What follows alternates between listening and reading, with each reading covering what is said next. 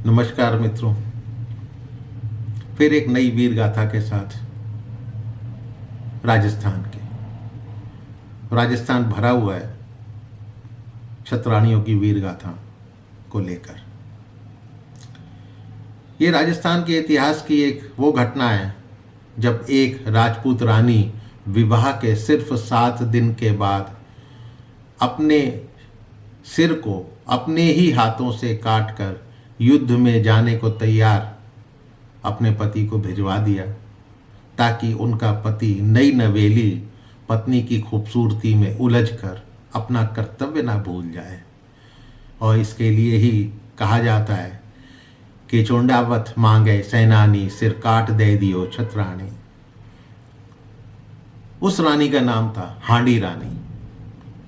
हांडी रानी, उसने अपने युद्ध में जाते अपने पति को निशानी मांगने पर, उसका पति जाने से पहले, क्योंकि 7 दिन ही हुए थे शादी को, और वो ये चाहता था कि उसकी बीवी कोई अपनी निशानी दे दे ताकि वो युद्ध में अपने साथ ले जाए।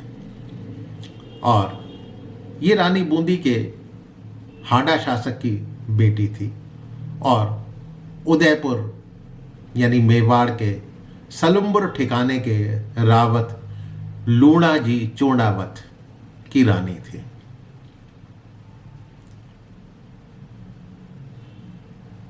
जिनकी शादी का गठजोड़ा खुलने से पहले ही उसके पति रावत चोंडावत को मेवाड़ के महाराणा राज सिंह का औरंगजेब के खिलाफ मेवाड़ की रक्षा करने के लिए युद्ध करने का फरमान मिल गया। अब नई नई शादी होने से और अपनी रूपमती पत्नी को छोड़कर रावत चोंडावत का तुरंत युद्ध में जाने का मन नहीं कर रहा था। रानी को ये बात पता लग गई। उसने तुरंत रावत जी को मेवाड़ की रक्षार्थ जाने पर वीरतापूर्वक युद्ध करने का आग्रह किया। अब युद्ध में जाते समय रावत चोंडावत पत्नी मोह नहीं त्याग पा रहे थे, सो युद्ध में जाते समय उन्होंने अपने सेवक को रनवासे में यानी रानी के रनवासे में भेजकर रानी की कोई निशानी लाने को कहा।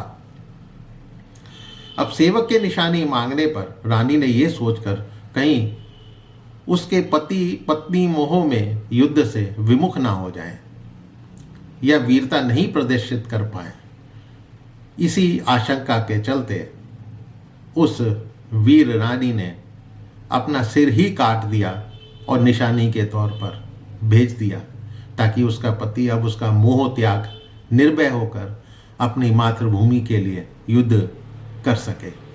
और रावत चोंडावत ने अपनी पत्नी का कटा हुआ सिर गले में लटकाकर औरंगजेब की सेना के साथ भयंकर युद्ध किया।